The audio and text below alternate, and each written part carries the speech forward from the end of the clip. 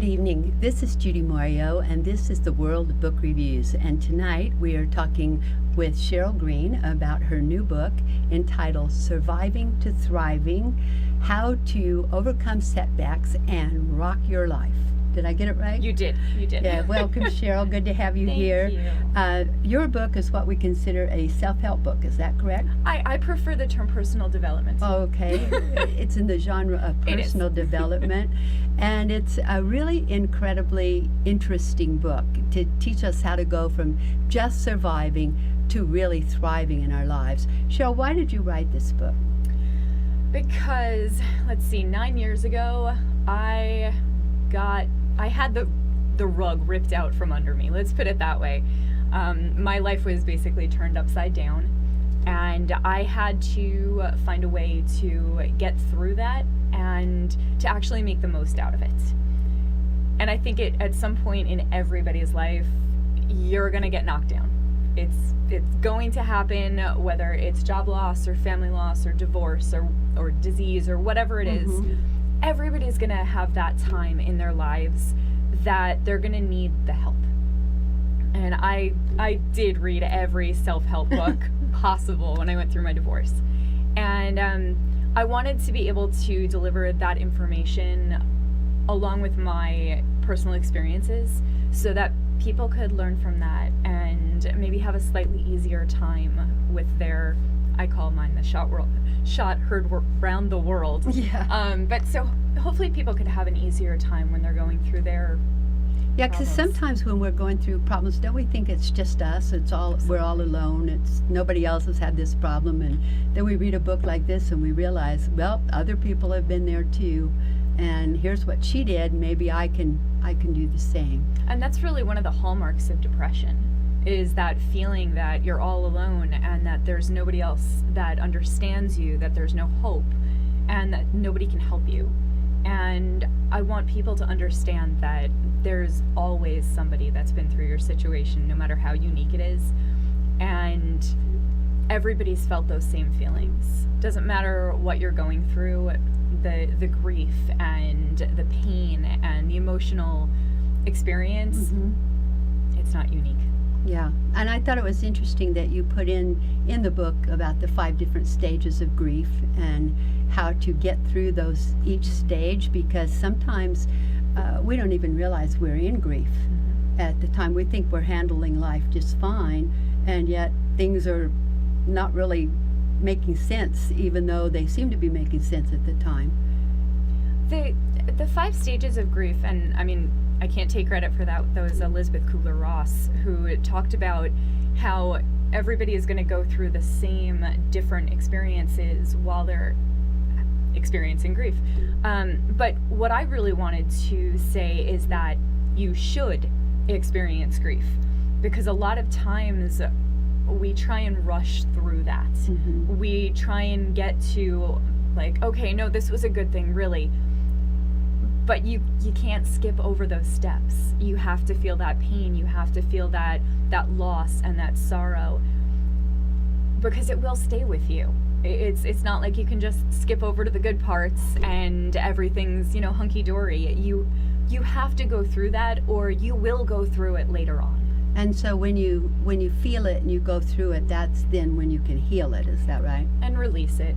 And release it. And so that's when you can really thrive instead of just surviving.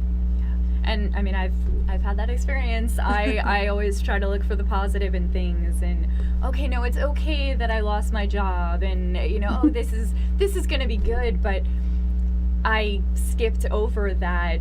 Oh, this stinks. This is a really rough situation, and I loved this job, and I skipped over all of that.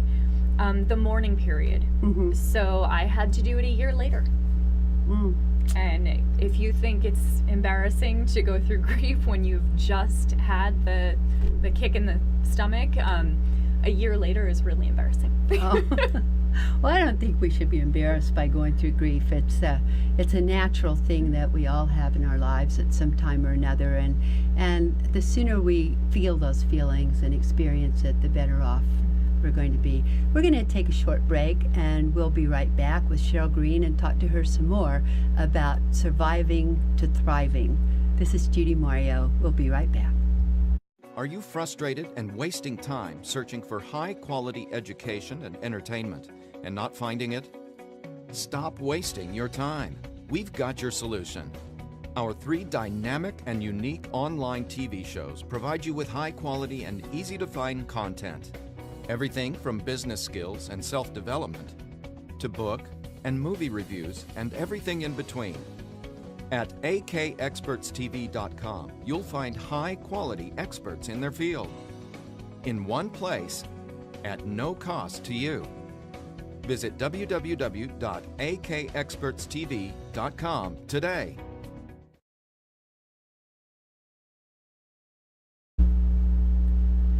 This is Judy Mario, and this is the World of Book Reviews. Thank you for joining us tonight. We're talking with Cheryl Green about her book, Surviving to Thriving, How to Overcome Setbacks and Rock Your Life. Now, what do you mean by rock your life?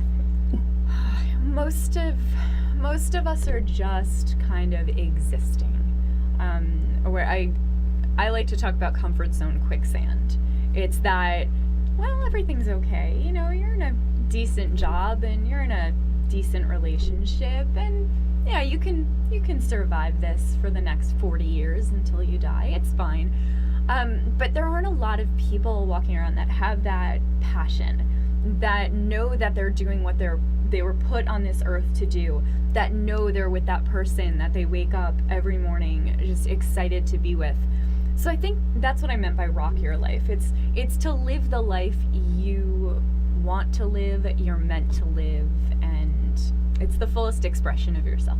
But some of us are really kind of afraid to express ourselves. So how can we get past fear? What can we do to quit worrying about what other people think or what might happen and just go for it? So I love the regret hangover, or I hate the regret hangover, I should say.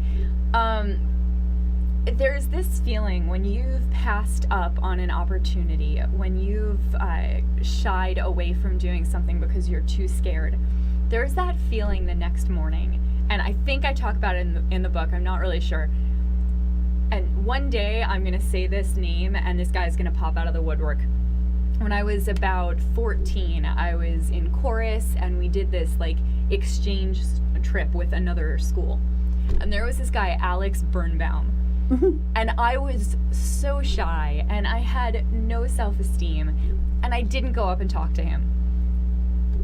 It's been, 20-something years? I still remember his name. Wow. Like, that is a regret hangover. That's a real big hangover. Seriously. So it's just that, how are you going to feel the next morning? If you don't do something, if you don't apply for that job, if you don't ask someone out or get divorced, who knows where you're at in your life. If you don't do it, how are you going to feel the next morning? And that's the regret hangover. And I just try to avoid that at this point. I always think, if I don't do this, how am I going to feel tomorrow? Am I going to be able to wake up and say like, not a big deal? Or 20 years later, is it going to be bouncing around in my head like Alex?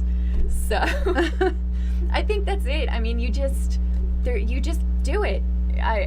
There is no, you can do the wait 5 seconds and then go do whatever it is. You can do something else in the meantime. I do talk about it in my book. My mom, when she taught me to drive, I was afraid to get on the parkway.